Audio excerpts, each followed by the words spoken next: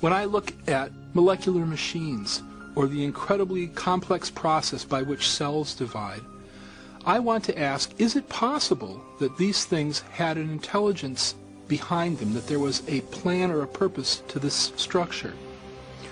Science ought to be a search for the truth about the world. Now, we shouldn't prejudge what might be true. We shouldn't say, I don't like that explanation, so I'm going to put it to one side.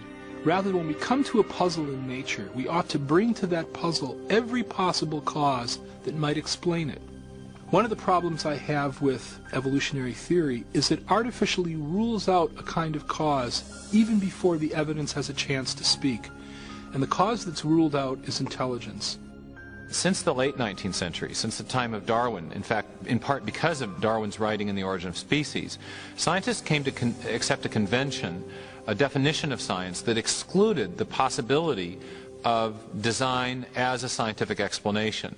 And that convention has a name. It's called methodological naturalism. And it just means that if you're going to be scientific, you must limit yourself to explanations that invoke only natural causes. You can't invoke intelligence as a cause. And yet, curiously, we make inferences to intelligence all the time. It's part of our ordinary reasoning to recognize the effects of intelligence. Consider, for example, these hieroglyphic messages carved upon the ruins of Egyptian monuments. No one would attribute the shapes and arrangements of these symbols to natural causes, like sandstorms or erosion. Instead, we recognize them as the work of ancient scribes, intelligent human agents.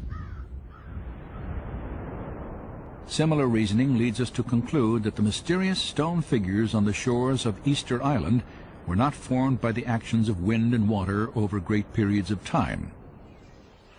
Nor do we presume that plants could grow into these familiar shapes without some manner of intelligent guidance.